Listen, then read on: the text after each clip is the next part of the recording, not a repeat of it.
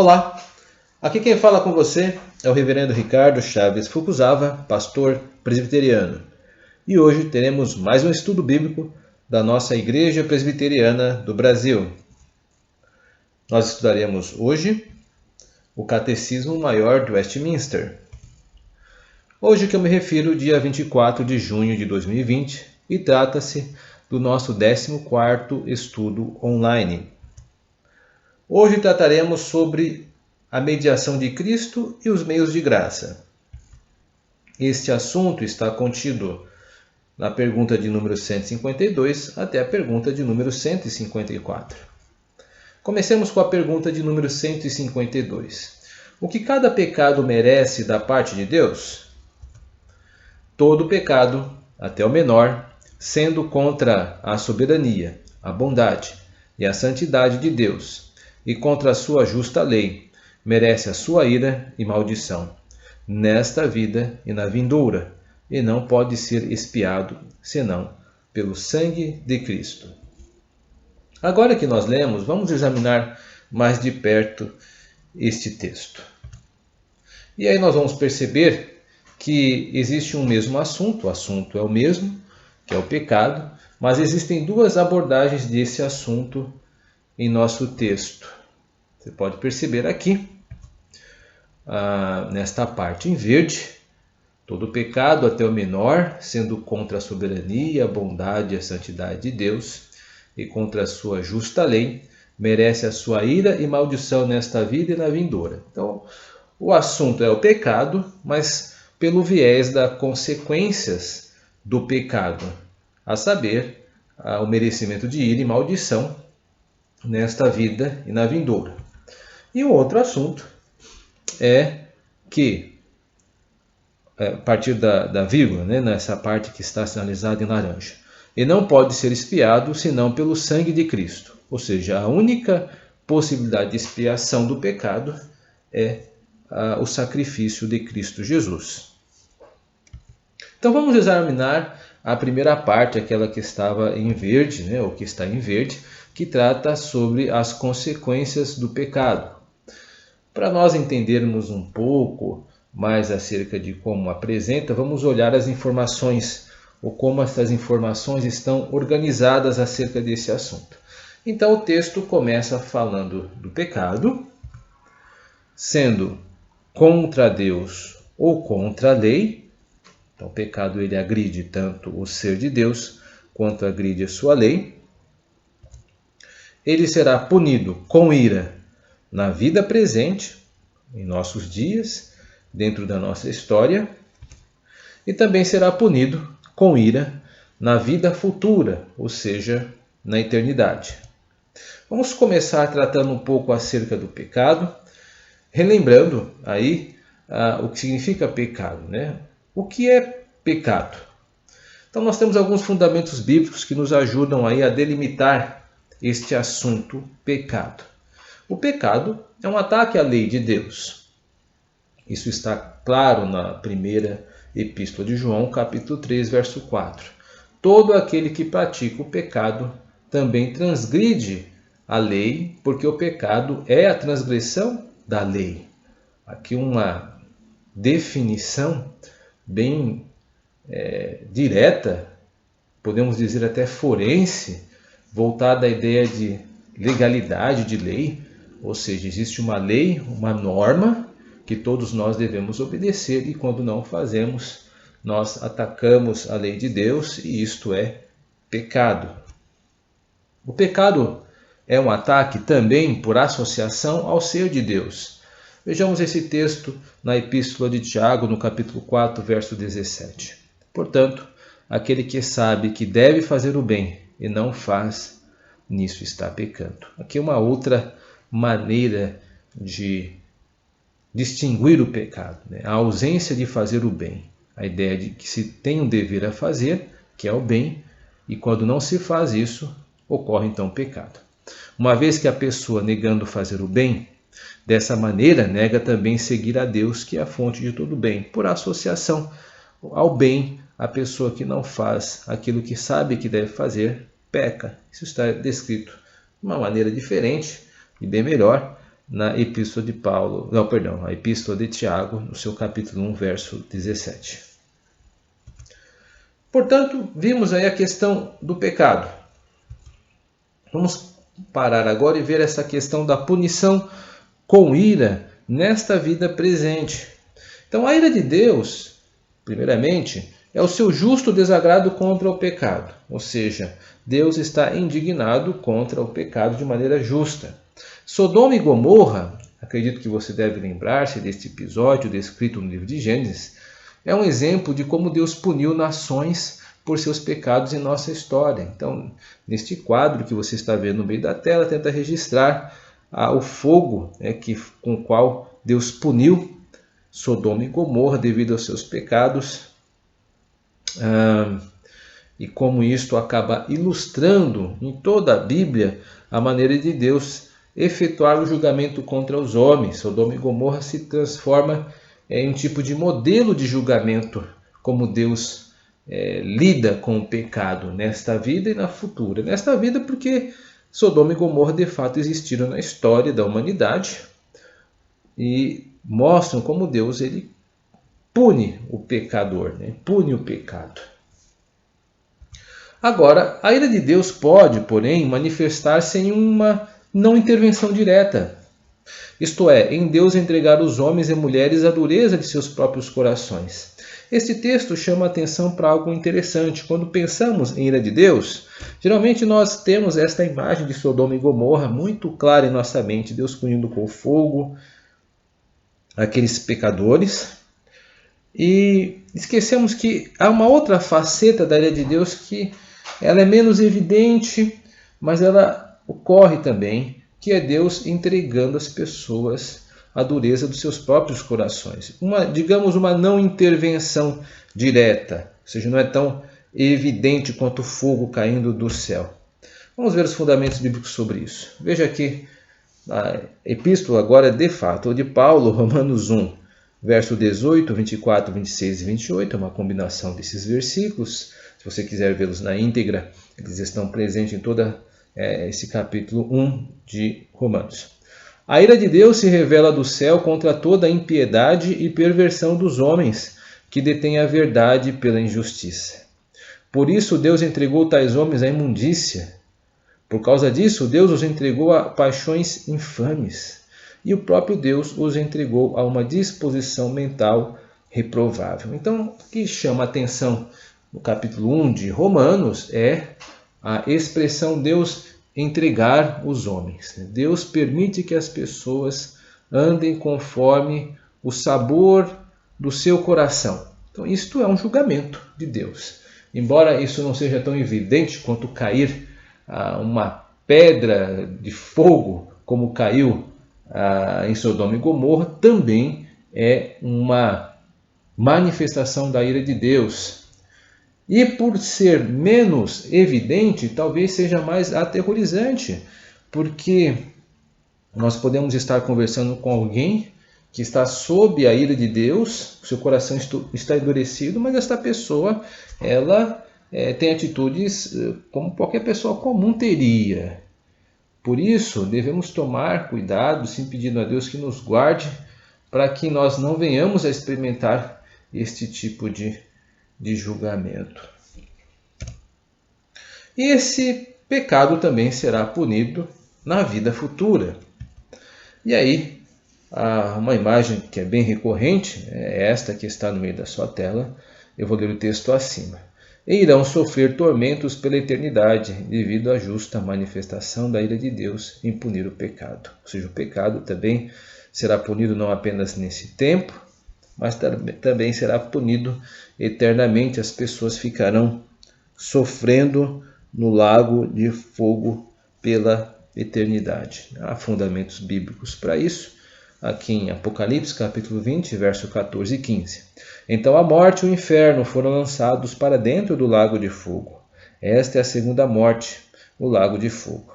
E se alguém não foi achado inscrito no livro da vida, esse foi lançado para dentro do lago de fogo. Então esses dois textos, entre muitos, mas eu recortei esses dois, apresentam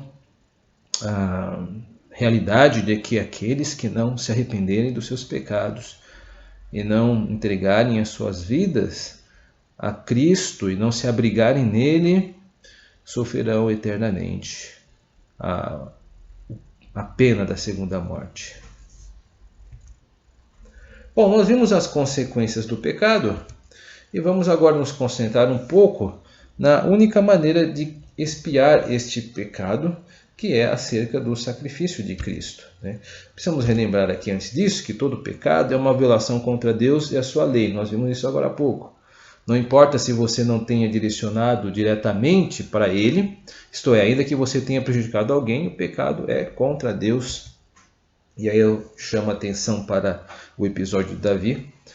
Ainda que Davi tivesse matado Urias e tomado sua esposa, crimes e atos odiosos contra a lei e a justiça, seu pecado era sobretudo contra Deus. Pequei contra ti somente fiz o que é mal perante os teus olhos. Salmo 51, verso 4. O que eu quero chamar a atenção com esse texto é que, embora nós possamos ser negligentes com o nosso próximo, ou não ajudando-nos nas suas dificuldades, ou agindo de maneira deliberada contra ele, aí talvez nós alimentemos a ideia de que estamos pecando contra o próximo. Não, o pecado ele é direcionado a Deus, que estabelece a maneira como nós devemos ter os homens que são a imagem de Deus, sempre em honra e respeito. Quando isto não ocorre, nós não pecamos necessariamente diante dos homens, mas pecamos primeiramente diante de Deus.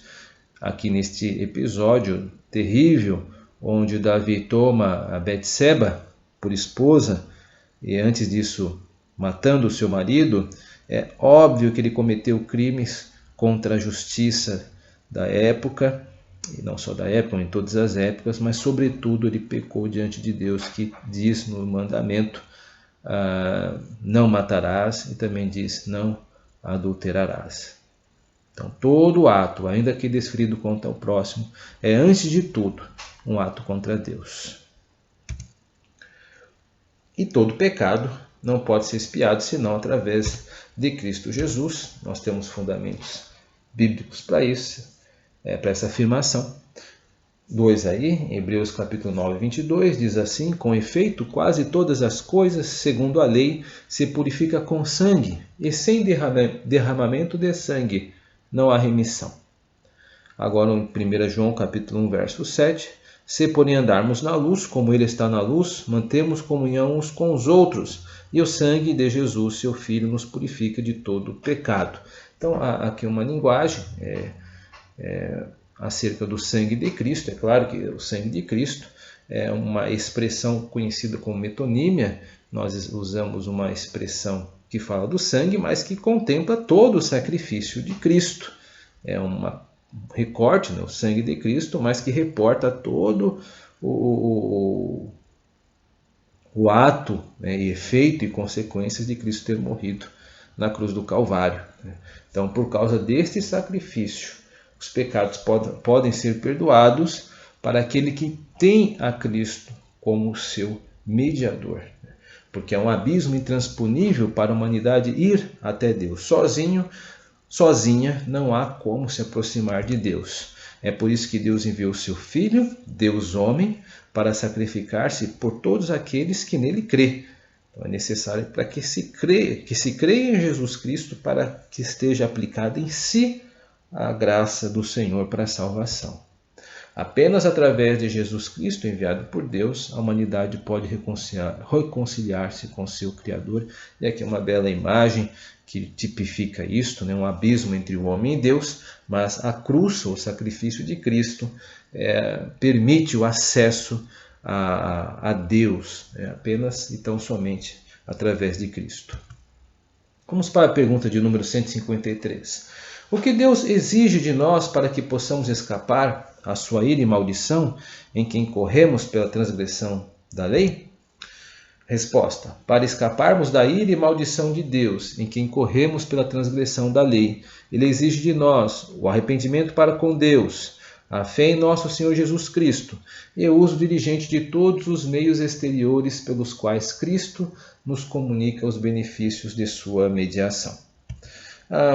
Vamos falar um pouco sobre o arrependimento para com Deus.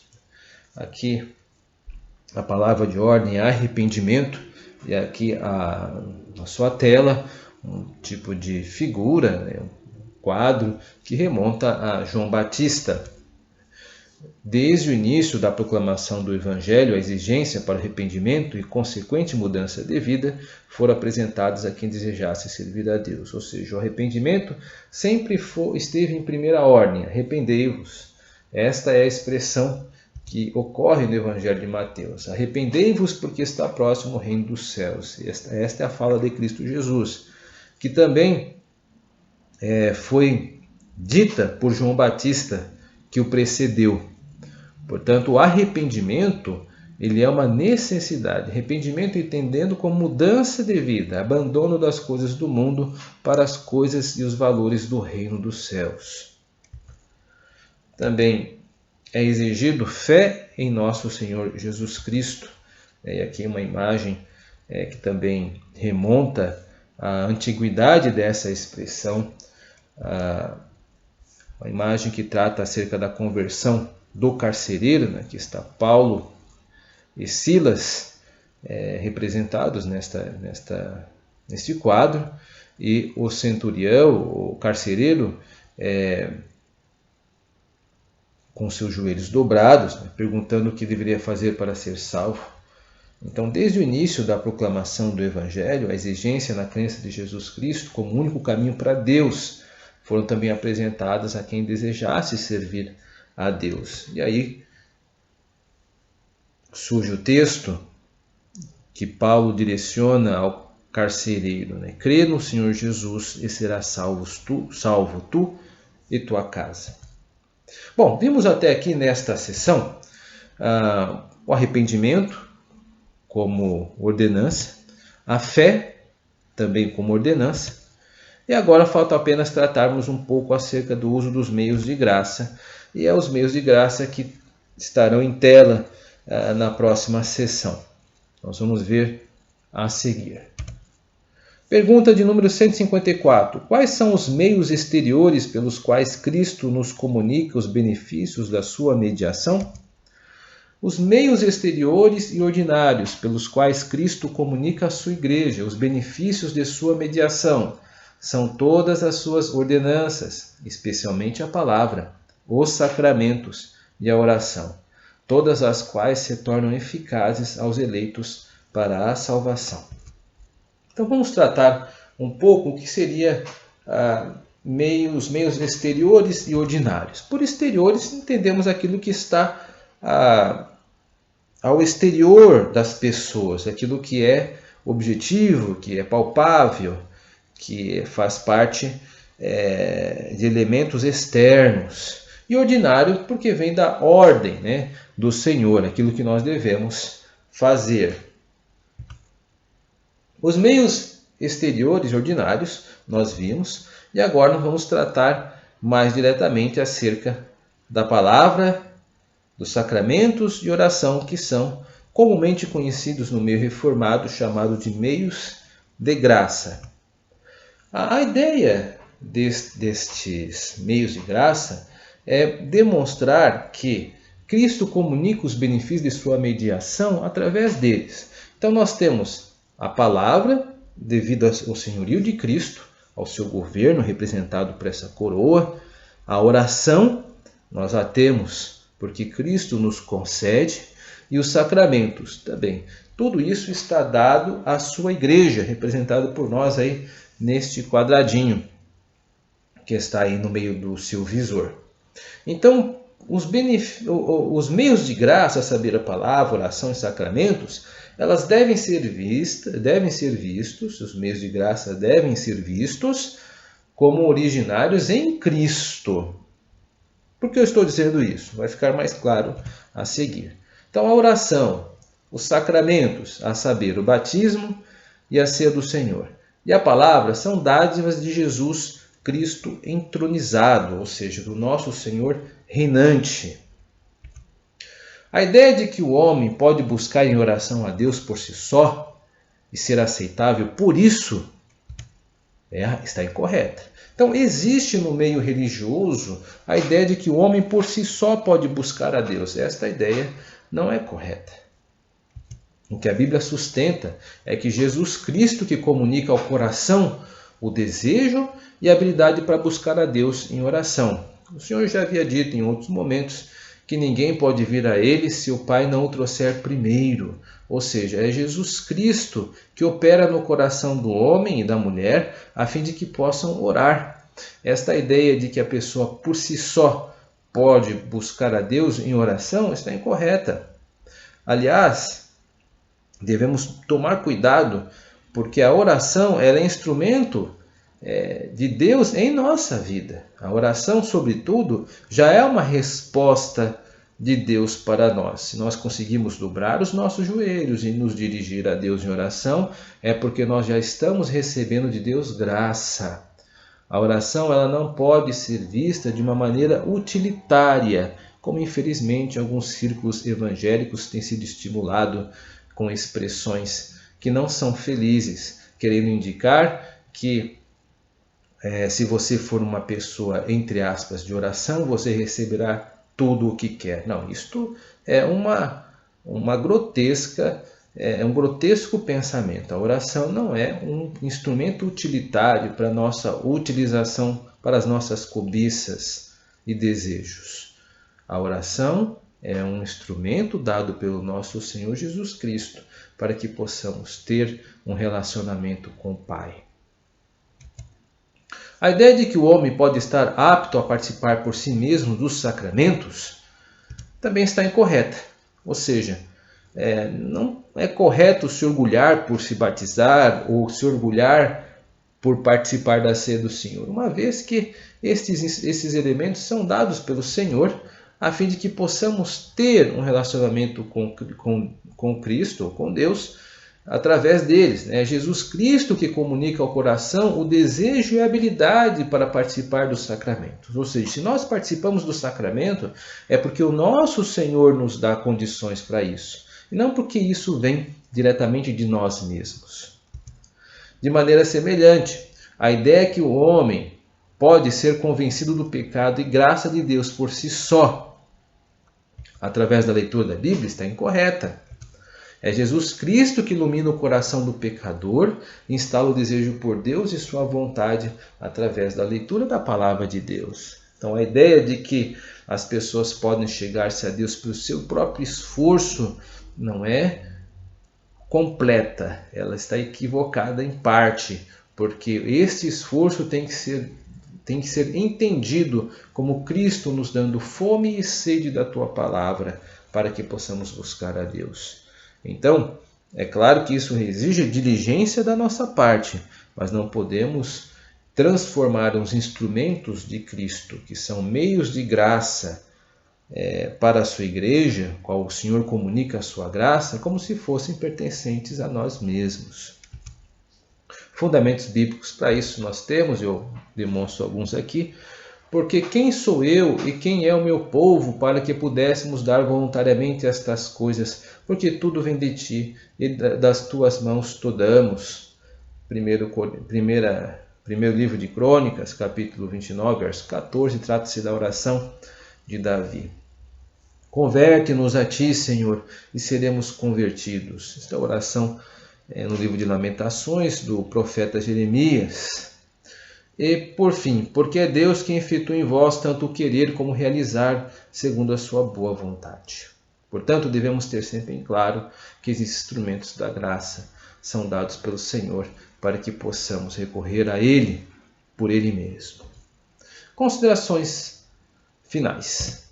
O pecado é algo odioso a Deus e, por conseguinte, deve ser odioso ao cristão também. O pecado na vida do cristão é sempre um acidente, nunca deve ser feito como algo deliberado por vontade própria. Tudo que temos e usufruímos com meios de graça, a oração, os sacramentos e a palavra, vem de nosso Senhor Jesus Cristo. Não são produtos da nossa própria tenacidade, nossa própria valentia. E, à medida que avançamos em nossa jornada rumo a Deus, não podemos nos esquecer do custo desses recursos que o Senhor nos disponibilizou. Foi um preço de sangue na cruz do Calvário.